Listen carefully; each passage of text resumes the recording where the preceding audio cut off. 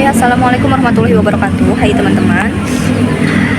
Karena di video sebelumnya aku udah bilang kalau bakal ngebahas tentang sejarah mental health dalam Islam. Jadi di video ini aku bakal bahas. Jadi pada zaman dulu telah muncul beberapa ahli mengenai kedokteran dan kesehatan jiwa seperti Ibnu Sina, Ibnu Tufail, atau Ibnu Nafis. Namun sebelum itu, pada tahun 251 Hijriyah, muncullah seseorang bernama Zakaria Ar-Razi yang mencetuskan bahwa kesehatan fisik atau kesehatan jasmani kita dapat dipengaruhi oleh kesehatan jiwa kita. Nah, kesehatan jiwa bisa dipengaruhi oleh determinan lingkungan kita. Zakaria Ar-Razi ini menjadi seseorang yang pertama kali menemukan air raksa. Perlu diketahui teman-teman, kalau Islam itu pada saat runtuh di Andalusia atau juga pada saat runtuh oleh bangsa Mongol, banyak ilmu-ilmunya di suatu universitas yang diterjemahkan ke dalam bahasa Latin. Jadi mungkin juga ada yang tidak tahu kalau Zakaria Ar-Razi itu adalah penemu raksa pertama gitu. Jadi di Islam juga dicetuskan bahwa komponen utama dalam manusia itu adalah hati atau kolbu yang sering disangkutkan kepada jiwa yang akan dirasakan oleh manusia gitu. Dalam Islam juga dituturkan nih dalam beberapa surat, nanti suratnya dan ayatnya akan aku tulis di deskripsi, bahwa ada beberapa hubungan atau dimensi yang mencakup dari diri manusia gitu. Ada 4. Si dimensi itu akan punya kutub positif dan kutub negatifnya masing-masing. Yang pertama itu ada hablum minan nafs, yaitu hubungan manusia dengan jiwanya. Nah, kutub positifnya, manusia akan melakukan sesuatu yang amar ma'ruf atau nahi munkar.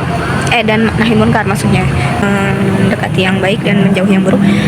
Tapi kutub negatifnya, seseorang itu akan mengikuti nafsu-nafsu rendah yang muncul pada dirinya. Lalu ada hubungan hablum minan nas, yaitu hubungan manusia dengan manusia lainnya atau hubungan bermasyarakat.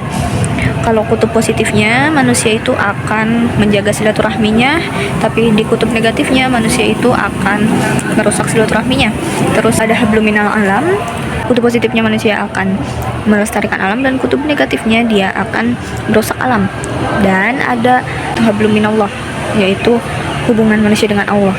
Kutub positifnya ia akan taat beribadah kepada Allah, namun kutub negatifnya dia akan syirik dan tidak taat kepada Allah.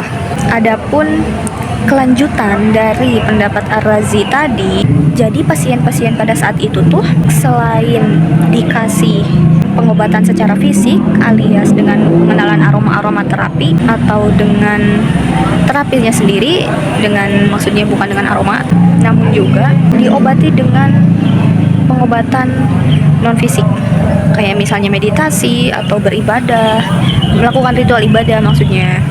Nah gitu, itu kelanjutannya dari pemikiran Ar-Razi bahwa bahwa kesehatan jasmani bisa dipengaruhi oleh kesehatan jiwa bisa dipengaruhi oleh determinan lingkungan gitu. Kalau dalam psikologi umum, peran yang fundamental di psikologi yaitu manusia. Tapi dalam Islam, peran yang fundamental itu ada dalam aspek Tuhan.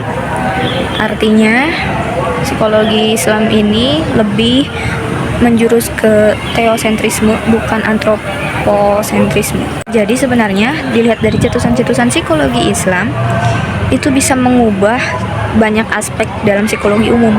Di sini psikologi Islam disebut sebagai mazhab kelima yang dapat mengubah dalam psikologi.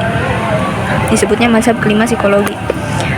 Jadi kalau umat Islam bisa kritis dan bisa mengubah hal-hal dalam psikologi yang ada saat ini, itu akan diprediksi mengubah seluruh psikologi karena tadi fundamentalnya berbeda.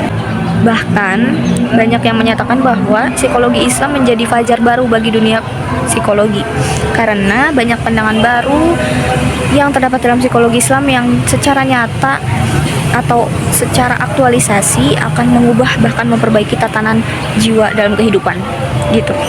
Sekian dulu dari aku, makasih udah nonton, mohon maaf atas segala salahnya, termasuk salah kata, kalimat dan bahasa. Makasih. Wassalamualaikum warahmatullahi wabarakatuh.